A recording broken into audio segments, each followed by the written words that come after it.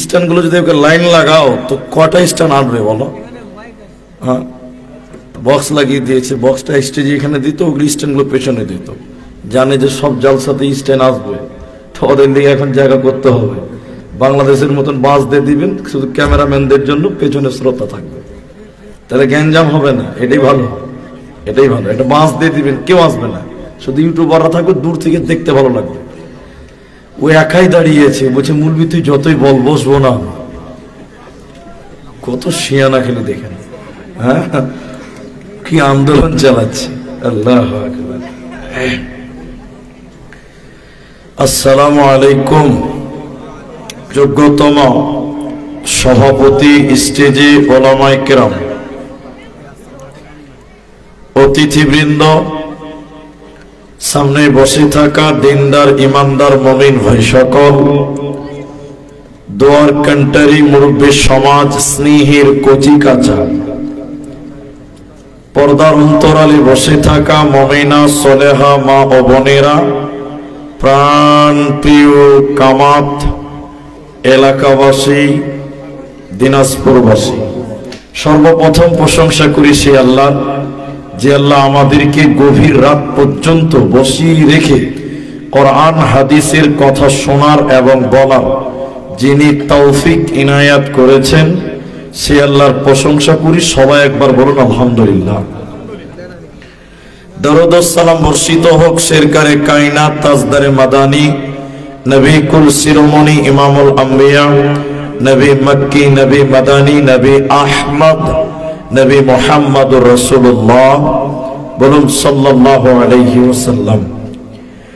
মুহতারাম ভাইও, বুজুর্গ, দোস্ত, সময়ের মূল্য অনেক বেশি, তাই আপনারা বেশিরভাগ যুবক মানুষ, মানে বয়স্ক মানুষ দেখতে কম পাওয়া যাচ্ছে। আমি আপনাদের গুরুত্বপূর্ণ টাইমটি গুরুত্বপূর্ণ কাজে ব্যবহার করব ইনশাআল্লাহ। শুধুমাত্র একটি কথা আপনাদেরকে বলছি, আমার বিষয়টা আপনাদেরকে বলবো। একটি মাত্র কথা আপনারা বোঝার চেষ্টা করেন, সেটা হলো এখানে যে মানুষটি আছেন, আমি আপনাদের কিছু কথা জিজ্ঞাসা করব, আপনারা উত্তর দেবেন। বলুন একবার ইনশাআল্লাহ। বক্তব্যের বিষয়টা 2 মিনিট থামেন, আপনি ঠিক বুঝে নেবেন। আমরা পৃথিবীতে এসেছি না আমাদেরকে কেউ পাঠিয়েছে? বলুন, যিনি পাঠিয়েছেন তিনার নাম কি? সবাই একবার বলুন, তিনার নাম আল্লাহ। তো তিনি যেহেতু পাঠিয়েছেন, আপনার আমার একটা হায়াত লিখে পাঠিয়েছেন, তাই না? আপনি কদিন বাঁচবেন, কতটা খাবেন, কত কামাই করবেন, সব আপনার কপালে লেখা আছে, আছে, এটা মনে রাখেন। এবার যিনি আপনাকে পাঠিয়েছেন নিশ্চয়ই কোনো ডিউটি বা কোনো কাজ দিয়ে পাঠিয়েছে। কথা কি বুঝতে পারছেন? এটা হ্যাঁ না বলেন। এখন আপনাকে একটি উদাহরণ দিলে বুঝবেন। আপনাদের এই করণদিঘি যে স্ট্যান্ড, এই কামাত মাদ্রাসাওয়ালারা আমাকে 3000 টাকা দিয়েছে, বলছে যান মুনি সাহেব, আজকে বক্তারা আসবে, মিষ্টি নিয়ে আসবেন, সিঙ্গারা নিয়ে আসবেন, দই নিয়ে আসতে হবে, জি এগুলো নিয়ে আসে। আমি 3000 টাকা 3 ঘন্টা সময় পর বাজার ঘুরে চলে এলাম। সেক্রেটারি বলছে ভাই 3000 টাকার হিসাবটা দেন। তখন যদি আমি বলি ভাগ, আপনাকে হিসাব দেবো কেন? আচ্ছা, আমি যদি ধমক দিই, ধমক দেওয়াটা ঠিক হবে না ভুল হবে? ভুল হবে। কেন বলুন তো? কেন? যে আমাকে টাকা দিয়ে পাঠিয়েছে, তাহলে যে টাকা দিয়েছে সে হিসাব চাইতে সবাই বলুন পারে। তা আল্লাহ আপনাকে আমাকে পৃথিবীতে পাঠিয়েছেন, আল্লাহ পাঠিয়েছেন একটা হায়াত দিয়ে, তাহলে এই হায়াতের হিসাবটা আল্লাহ চাইতে পারে। পারে কি পারে না বলেন? সবাই বলুন পারে। এটা তার ইখতিয়ারে আছে, এটা তার অধিকার আছে, তিনি চাইতেই পারেন। আমি আপনাদের সামনে দেখেন, এদিকে তাকান। মানুষকে কিয়ামতের দিন আল্লাহ 5টা প্রশ্ন করবে। সবাই বলুন কটা? বলছে যতক্ষণ পর্যন্ত এই 5টি প্রশ্নের উত্তর না দিতে পারবে অতক্ষণ পর্যন্ত মানুষেরা কিয়ামতের ময়দানে এক কদম হিলতে পারবে না, এক কদম আগাতেও পারবে না, এক কদম পিছতেও পারবে না। বলুন সুবহানাল্লাহ। আপনার আন্দাজা নাই, কোনো হিসাব নেই, কোনো চিন্তা ভাবনা নেই। 5টা মিনিট বসে থাকেন, বুঝতে পারবেন। এখন শীতের দিন, ঠান্ডার দিন, সকালবেলা আপনি রোদে বসেন, কালাইয়ের রুটি খান। বাদিয়া মানুষ কালাইয়ের রুটি খুব ভালোবাসে, শেষাবাদিয়ার লোক। তো সকাল আর রোদে বসে থাকেন কেন? বুঝে বলিছে খুব মজা। সকালকার রোদ কি লাগে বলছে? ভালো লাগে। কিন্তু গরমের দিনে, তাপের দিনে কেউ রোদে যাবে?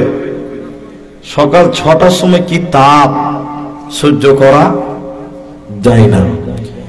কিন্তু কিয়ামতের দিন মানুষের মাথার উপরে যখন সূর্য আসবে, সেদিন কি করে তাপ সহ্য করবেন? একবার বিবেককে জিজ্ঞাসা করেন। আজকে crore crore billion million mile উপরে সূর্য থাকার পরেও আজকে সূর্যের তাপ সহ্য করতে পারেন না। যেদিন মানুষের মাথার 1 মাইল উপরে মানুষ ঘামতে থাকবে বৃষ্টির মতো, মানুষের মগজগুলো যেন টকবক টকবক করে ফুটবে, সেদিন মানুষকে আল্লাহ 5টা কথা জিজ্ঞাসা করবে। তোমাকে হায়াত দিয়েছিলাম বান্দা, তুমি আমাকে 80 বছরটা বুঝিয়ে দাও।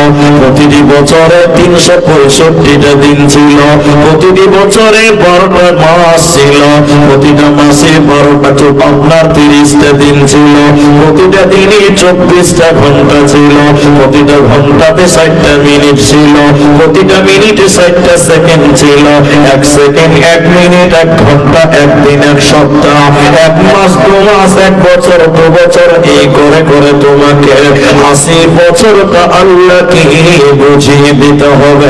কেন? নবীজি বললেন, শুনে নাও উম্মত রে, শোনো, কিয়ামতের দিন 5টি প্রশ্ন করা হবে রে। ওই 5টির ভিতরে প্রথম নম্বর হলো তোমার জীবনের মূল্যবান সময়টুকু আমি আল্লাহকে বুঝিয়ে দাও।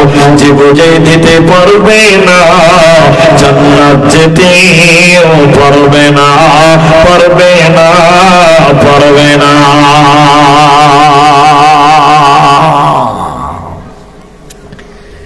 এজন্য মানব জীবনের প্রতিটা সেকেন্ড অত্যন্ত ইম্পর্টেন্ট, অত্যন্ত গুরুত্বপূর্ণ একটা সেকেন্ড মানুষের জীবনের। আমরা মানুষেরা সময়ের মূল্য বুঝি না, সময়ের মূল্য বুঝি না, বুঝি না, বুঝি না। এখন অনেক মানুষ, আপনারা যারা আছেন, যে কটা লোকে আছেন, আপনারা খালি আমার দিকে দেখেন। আমাদের হায়াত মওত আল্লাহর হাতে রয়েছে। সবাই বলুন, কার হাতে? আল্লাহর হাতে। আপনি কখন মরবেন এটা আপনি জানেন? জানেন? আপনারা কেউ জানেন না, কিন্তু কিছু কিছু মানুষ জানে যে কখন মরবে। আপনি বলছেন কে জানে?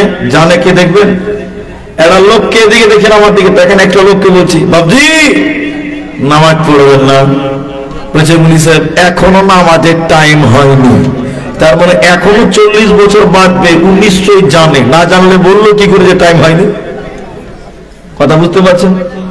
ও এখনো নামাজ পড়ে না, কে বলছে বাবজি নামাজ পড়বেন না, ওই যে টাইম হয়নি। তার মানে ও জানে হয় আজরাইলের সঙ্গে ওর যোগাযোগটা বেশ ভালোই আছে, ওর কথা মনে হচ্ছে, কথাতে মনে হচ্ছে কিনা?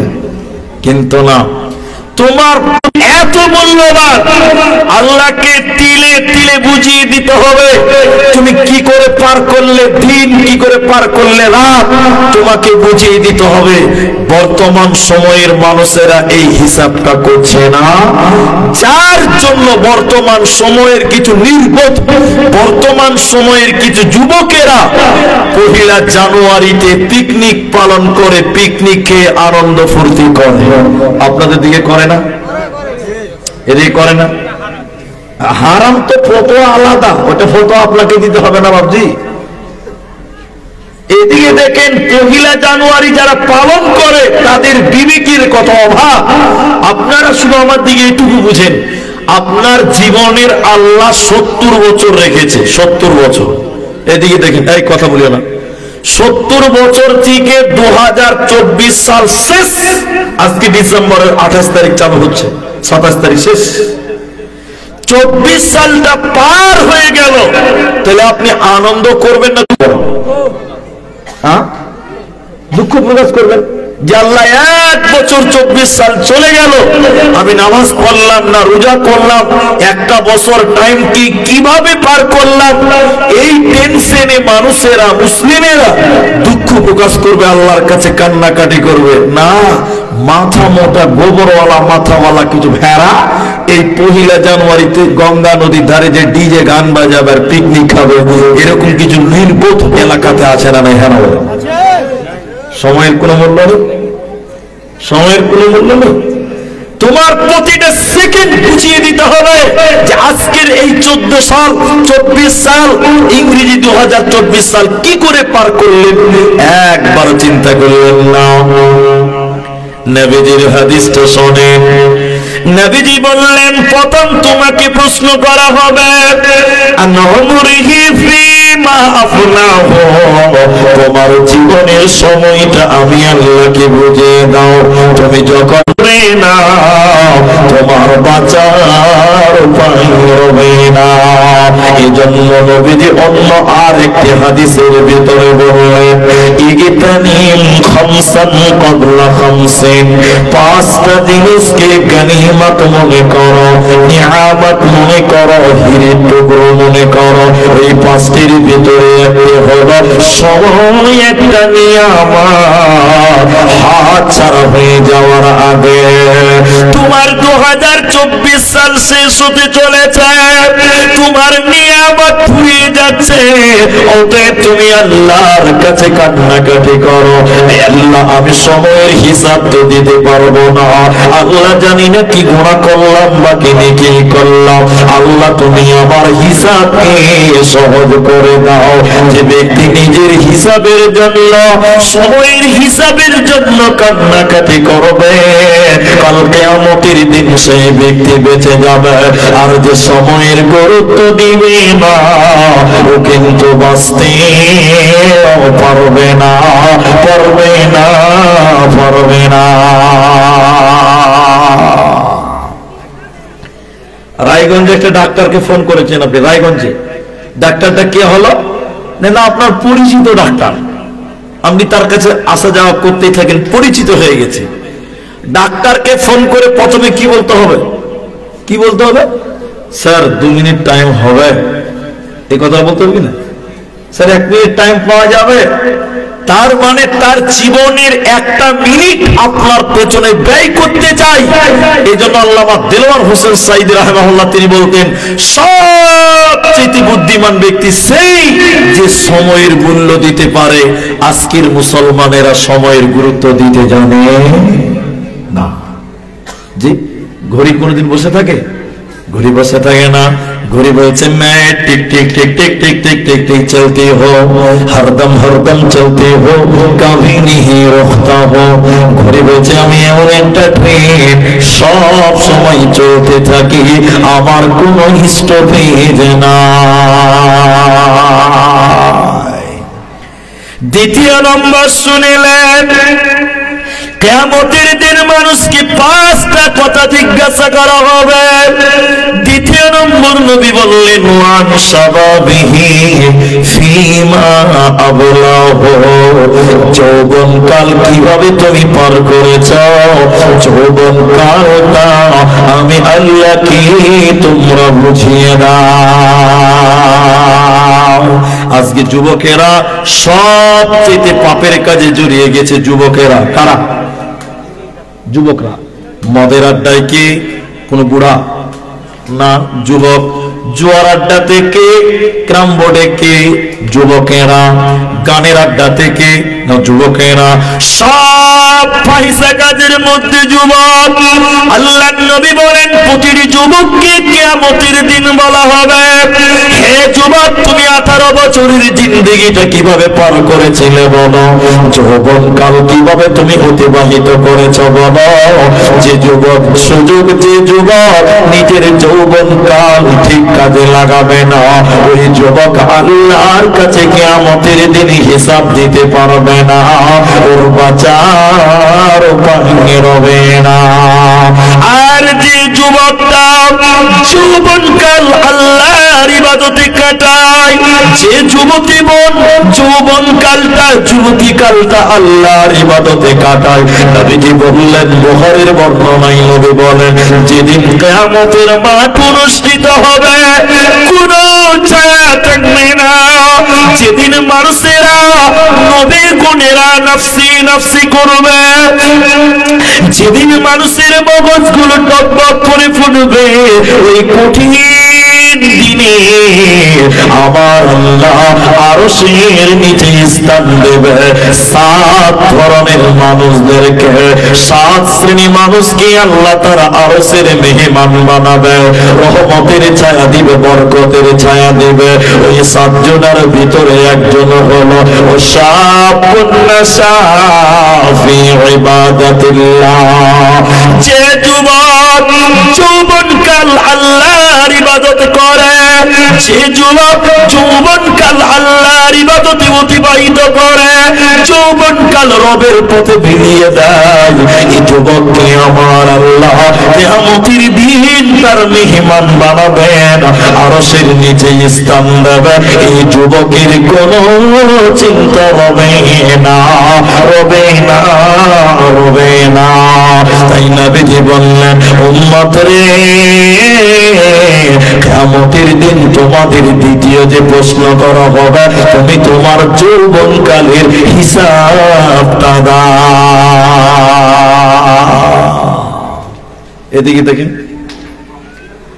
এই রাস্তা দিয়ে রাত বেড়ায়, আমরা রাতে বেড়াই, রাতে রাতে রাস্তাতে। আমি কোন গ্রামের নাম বলবো না, আমি আপনার করণদিঘি এলাকার গ্রামে কানায় কানায় কানায় কানায় আমি পৌঁছিয়েছি আপনাদের দোয়া আশীর্বাদে, তাই আমি গ্রামের নামটা বলছি না। আমার দিকে দেখেন, খালি রাত 1:30 2:30 বাজে, 1:30 2:30 এরকমই হবে, গাড়ি নিয়ে ড্রাইভার আর আমি যাচ্ছি, রাত জাগা মানুষ, বুঝলেন, দুটাই খেপার মতন রাতে গাড়িতে বসে বসে চলছে। আর গ্রামের ভিতরে যাচ্ছি, কয়েকটা ছেলেকে দিয়ে জায়গায় জায়গায় দেখছি রাত 1:30টার সময় কানে মোবাইল ধরে হেলা হেলা করছে। ও কি জিবরাইল আল্লাহর সঙ্গে কথা বলছে? বলো, ও কি ফেরেশতা যে আল্লাহর সঙ্গে এত রাতে আমাদের নবী মুসা আলাইহিস সালামের মতন আল্লাহর সঙ্গে যোগাযোগ করছে এত রাতে? ওগুলো কার সঙ্গে কথা বলতে বলেন তো? এরা কথা বলে না। কার সাথে? বেটি ছেলের সঙ্গে ফোনে খালি হ্যালো গেল গেল হ্যালো। এখনকার ছেলেদের কার কীর্তি দেখে মনে হচ্ছে যে শয়তানও এদেরকে দেখে বলে যে আল্লাহ তুমি আমাদের কেন সৃষ্টি করেছিলি, এরাই তো আমার চেয়ে খারাপ। আমি ঠিক বললাম না ভাই? শয়তানও লজ্জা পায় এদের কার কীর্তি দেখে। তো যুবক, তুমি যৌবনকাল আল্লাহর ইবাদতে কাটাও। এখন দুটি প্রশ্ন করে উত্তর দেন। এই এদিকে দেখেন, আপনাদের করণদিঘির বাজারে একটা নারকেলের দাম কত? যেটা ছিলা থাকে নারকেল, 30 টাকা, 40 টাকা, 25 টাকা, 20 টাকা তো নারকেল পাওয়া যায় না? কিন্তু একটা ডাবের দাম কত? ডাব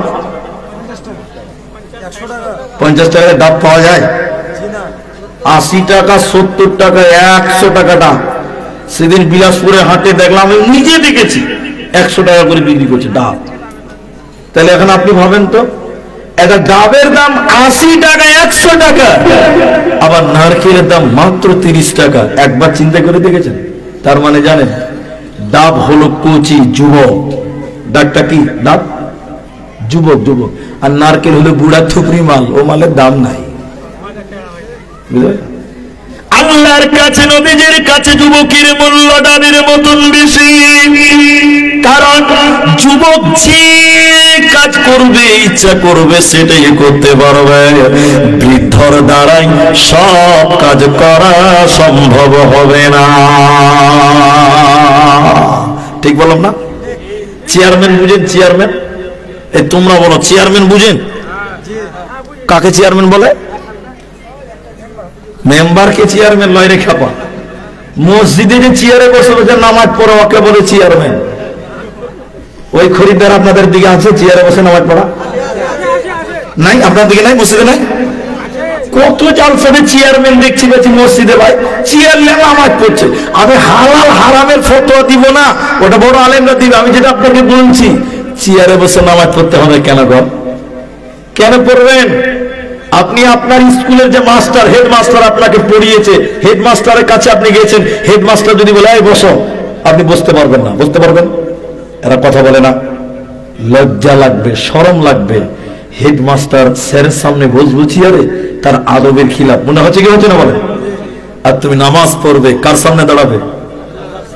আল্লাহর সামনে দাঁড়াবে, তখন বলছে চেয়ারটা লিয়ে আইতো বা দুর্গার নামাজটা পড়ে এলি, তোমাকে লজ্জা লাগে না?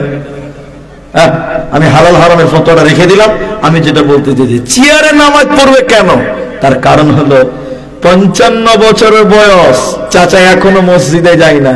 মুলবিরা ঘোঁচা মারতে মারতে বহু হয়ে গেছে বাড়িতে, বেটা বহু বহু গেলা, শ্বশুরকে লজ্জা দিচ্ছে বাজি নামাজ পড়বেন না জুমার দিন।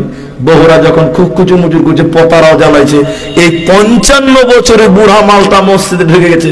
দুরিকাত নামাজ পড়তে যে রুকুতে গেছে, পাঞ্জরের হাড্ডি টেনে ধরে আছে, টেড়া হয়ে আছে, আর রুকু তো করতে পারছে না। আসরের নামাজ পড়তে যে পোতাকে বলছে আবে চেয়ারটা লিয়ে আইতে হবে, নামাজটা পড়ে নি। ভদ্রলোক জোহরের পর আসরের নামাজ পড়তে যে চেয়ার লাগছে, লাগছে কি লাগছে না? এরা হ্যাঁ না বলে না? কিন্তু এই লোকটা যদি 10 বছর থেকে নামাজ পড়তে থাকতো, এই লোকের আজকে চেয়ারের প্রয়োজন হতো, হাড্ডি বাঁকা হতো কিনা? এই 55 বছরের লোকটা যদি তারাবিতে লাগিয়ে দেওয়া হয় তাহলে কি হবে বুঝলেন স্যার? নতুন নামাজ, রমজান মাসে নামাজ ধরেছে, 60 বছর বয়স, ওই মোচ পর্যন্ত সাদা হয়ে গেছে, বুঝলেন?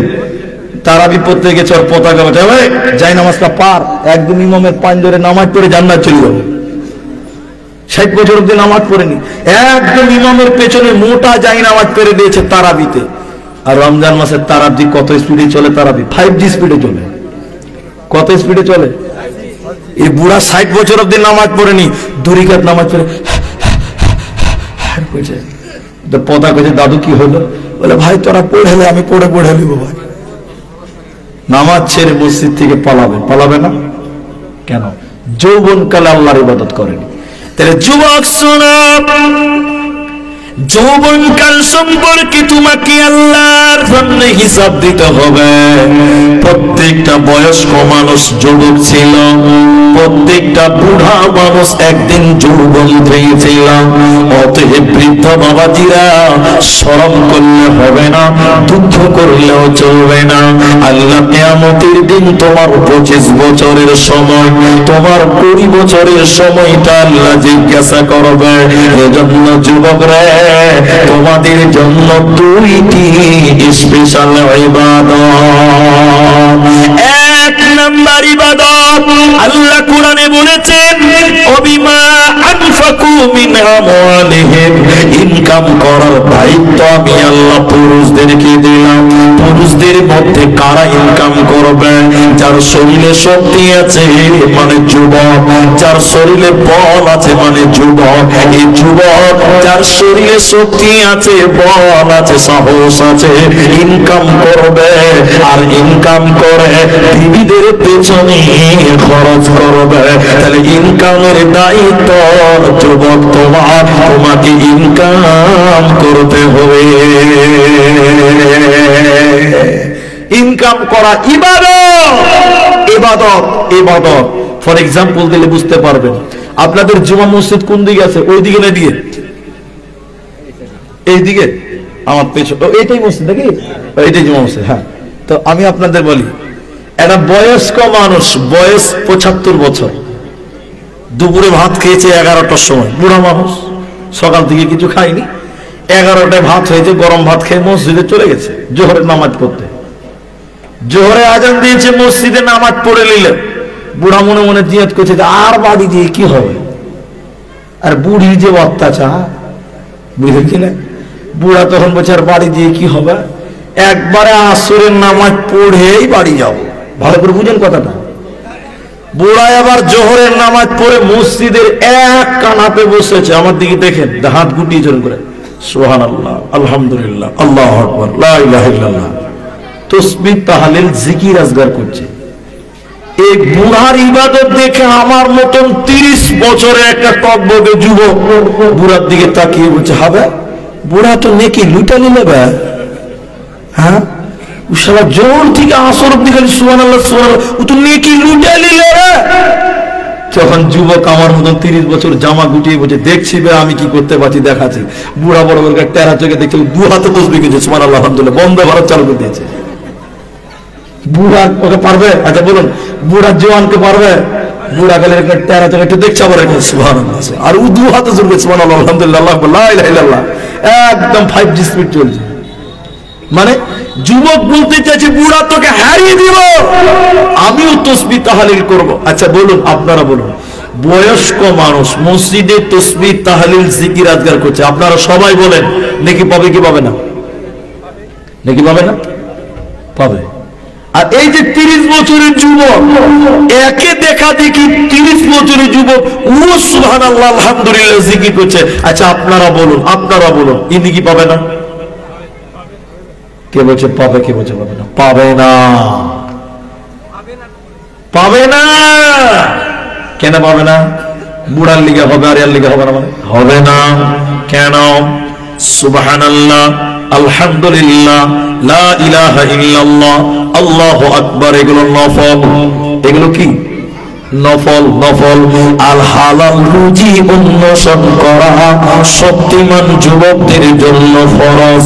কেন? কোরআনে আল্লাহ বলেছেন, ফাইযা কুদিয়াতিস সালাহ, যখন তোমাদের নামাজ হয়ে যাবে, ফান্তাশিরু ফিল আরদি, তখন তোমরা জমিনে বেরিয়ে যাও, ওয়াবতাগু মিন ফাদলিল্লাহ। নামাজ হয়ে গেছে, যাদের শরীরে তাকত আছে, বল আছে, যুবক বেরিয়ে যাও রায়গঞ্জ শহরে, ডালখোলা টাউনে তুমি আইসক্রিম বিক্রি করবে, দোকান করবে, মরিচ কাটবে, তোমাকে ইনকাম করতে হবে। যুবক রে, তোমার জন্য নফল নয়, তোমার জন্য ইনকাম করাটা হলো ফরজ। তাহলে যুবক রে, তুমি প্রথমে ইনকাম করো, কামাই করো, কামাই করার দায়িত্ব স্বয়ং আল্লাহ তোমাদের দিয়েছে। কিছু যুবক ছেলে আছে দেখবেন, একদিন কাজ করবে, 3 দিন বসে বসে খাবে, তা আবার কাজে যাবে। আছে না এরকম ঢিলা? একদিন কাজ করে 3 দিন কাজ করে না, ওইটা শেষ করবে টাকাটা, আবার কাজে যাবে। এরকম অনেক লোক আছে, আছে না? আমাদের গ্রামে এক চাস্ত ভাই আছে, বুঝলেন, দিল্লি বোম্বাই পড়ে থাকে সারা জীবন, দিল্লি বোম্বাই থাকে, 1 পয়সা বাড়িতে দেয় না, ওর বাপকে দেয় না। তোর বাপ মাঝে মধ্যে আফসোস করে, ও দিল্লি বোম্বাই থেকে 1 বছর 1.5 বছর পর বাড়ি আসবে। কত নিয়ে আসবে জানেন? 10,000 টাকা। 3 মাসে 10,000 টাকা শেষ করে আরো 20,000 টাকা ঋণ করবে, আবার ধার করে বিদেশ যাবে। এরকম কিছু লোক আছে, নাই ভাই? কাজ করবে না, অলস।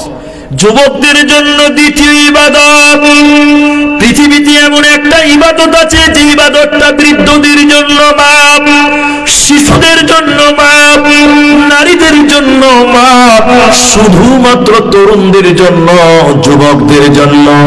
ওই ইবাদতটার নাম জিহাদ। জিহাদ বৃদ্ধদের জন্য মাপ, শিশুদের জন্য মাপ, নারীদের জন্য মাপ, একমাত্র যুবকদের জন্য জিহাদ। এজন্য যুবক, তুমি দিলে শহীদের তামান্না তুমি নাও, তুমি জিহাদের তামান্না তুমি নাও, আল্লাহর দ্বীন কায়েম করার জন্য, আল্লাহর জমিনে আল্লাহর হুদুদকে কায়েম করার জন্য। যুবক রে, শহীদের তামান্না তুমি দিলে নাও, কারণ জিহাদের মতন ইবাদত শুধুমাত্র তরুণদের জন্য, যুবকদের জন্য। এজন্য আমার নবীজি ওই হাদিসে 5টা নিয়ামতের কথা বলা হয়েছে, ওই 5টার মধ্যে প্রথম নম্বর নবী বলেছে, শাবাবাকা ক্বাবলা হারামিকা। হারামিকা। জওয়ানিকে নিয়ামত মনে করো, যৌবনকে নিয়ামত মনে করো, বৃদ্ধ হয়ে যাওয়ার আগে। যুবক রে, যৌবন তোমার জন্য নিয়ামত। এই যৌবন সম্পর্কে কিয়ামতের দিন আল্লাহ তোমাকে প্রশ্ন করবে। সেদিন তোমার বাঁচার উপায় রবে না, রবে না, রবে না। আজ মুসলমানকে যাই না চেনা তার কাটিং সাথে, আজ মুসলমানকে যাই না চেনা তার কাটিং শাটিং এ। হালাল ফেলে মেতেছে সব বড়রা ফিয়ে, জাতি কুসবেদের হাতে হলো রে পয়মাল। এসো যুবক এসো সেবক এসো মায়ের লাল, এসো যুবক এসো সেবক এসো মায়ের লাল। দিনের তরি যাই রে ডুবে এসে ধরো হাল, এসো যুবক এসো সেবক এসো মায়ের লাল, এসো যুবক এসো সেবক এসো মায়ের লাল। এই জন্য যৌবনকাল একটা রত্ন, একটা রত্ন, একটা রত্ন। যৌবন যদি ফুরিয়ে যায় আর আপনি যদি কেঁদে কেঁদে মোনাজাত করে কপাল ফাটিয়ে দেন সাজদা করে, যে আল্লাহকে বলেন আল্লাহ যৌবন কালটা আবার একবার দাও, আর পাওয়া যাবে এক চান্স, এক চান্স যৌবন। এই জন্য নবী বলছেন শাবাবাকা ক্বাবলা হারামিকা, জওয়ানিকে নিয়ামত মনে করো, যৌবন কালটাকে হিরির টুকরো মনে করো, গনিমত মনে করো। ফুরিয়ে যাওয়ার আগে যৌবন কাল চলে গেলে ওই কালটা আর পাওয়া যাবে। ইসলামের সোনালী ইতিহাস জানেন, নবীজি বলছেন যুবকরা আমার সাথী হয়েছে, বুড়ারা আমার বিরোধিতা করেছে। যুবকরা ইসলামের সঙ্গী ছিল, ইসলামকে আগিয়ে নেওয়া যাওয়ার পেছনে সবচেয়ে বেশি ভূমিকা পালন করেছে তরুণ যুবকেরা, নওজওয়ানেরা। নাম্বার 3, প্রতিটি মানুষকে কিয়ামতের দিন জিজ্ঞাসা করা হবে তোমার জীবনে 50 কোটি টাকা ইনকাম করেছ, তোমার 70 বছর জীবনে তোমার আয় ছিল 50 কোটি টাকা, 10 কোটি টাকা। আল্লাহ বলবেন টাকাগুলো কেমন করে উপার্জন করেছ আমি আল্লাহকে বুঝিয়ে দাও। এই পশ্চিমবঙ্গের খবর বলছে, একটু শোনেন, এটা আমার মুখেই খবর শুনে, নিউজ চ্যানেল নিতে হবে না। কিছুদিন আগে রাজ্যে খালি টাকা বের হচ্ছিল, খালি টাকায় আর টাকা। খবর দেখেছেন আপনার? এরা তাও দেখেনি মনে হয়। এর বাড়িতে গেছে, শিক্ষামন্ত্রী বাড়িতে গেছে, বলছে 1 বস্তা টাকা। রেশন দুর্নীতিতে এত টাকা, এত টাকা, খালি টাকায় আর টাকা, টাকায় আর টাকা। বুঝার জন্য বলছি, এই মাদ্রাসায় যদি সিবিআই চলে আসে, বুঝার জন্য বলছি, সিবিআই কেন্দ্রীয় এজেন্সি বাহিনী যদি চলে আসে এই মাদ্রাসায়, মাদ্রাসার ঘরগুলো তাল্লাশ করে করে করে যদি 5 লাখ টাকা পায়, ক লাখ বললাম, ওরা টাকা নিয়ে চলে যাবে একটা শর্তে। কি বলে? কমিটিকে বলবে টাকাগুলো পেলেন কোথা থেকে বলেন, টাকাগুলো পেলেন কোথা থেকে বলেন, উৎস কি। কমিটির লোক যদি বলতে পারে গ্রাম এলাকা থেকে ধান কালেকশন করেছিলাম, ওখান থেকে হয়েছে 1 লাখ, সাধারণ জালসাতে হয়েছে 2 লাখ, জাকাতের টাকা পেয়েছি 1 লাখ, হিসাব যদি দিতে পারে কেউ টাকা নিয়ে যেতে পারবে না। আর হিসাব যদি না দিতে পারে সঙ্গে সঙ্গে টাকা নিয়ে চলে যাবে কেন্দ্র বাহিনী, থানাতে জমা করবে। আল্লাহর নবী বললেন শোনো, তোমার জীবনে সারা জীবনে তুমি 10 কোটি টাকা কামাই করেছ, কিয়ামতের দিন আল্লাহ বলবেন টাকার উৎস কি, কিভাবে তুমি কামাই করেছিলা, মাল কিভাবে ভক্ষণ করেছিলা, উপার্জন করেছ, আমি আল্লাহকে তিলে তিলে বুঝিয়ে দাও। জিএসটির কাগজ কোথায়, আল্লাহকে ট্যাক্স দিয়েছো কি দাও নাই, যাকাত বের করেছে কি করনি বলো, এই মালগুলো তুমি কেমন করে কিভাবে তুমি বের করলে বলো, তোমার মালের হিসাবটা আল্লাহ হবে। এই জন্য আমার নবী বলেন আফসোস করে বলছেন ইয়াতি আলান নাসি জামান, এমন একটা জামানা আসবে রে মানুষেরা পরোয়া করবে না, তাওয়াক্কা করবে না, মানুষেরা ভাববে না যে টাকা কিভাবে এলো, কি সোর্স থেকে এলো, হালাল না হারাম চিন্তা ভাবনা করবে না। আমার নবী বললেন, শোনো, কিয়ামতের দিন এদেরকে জাহান্নাম যেতে হবে, এদের বাঁচার উপায় রবে না, রবে না, রবে না।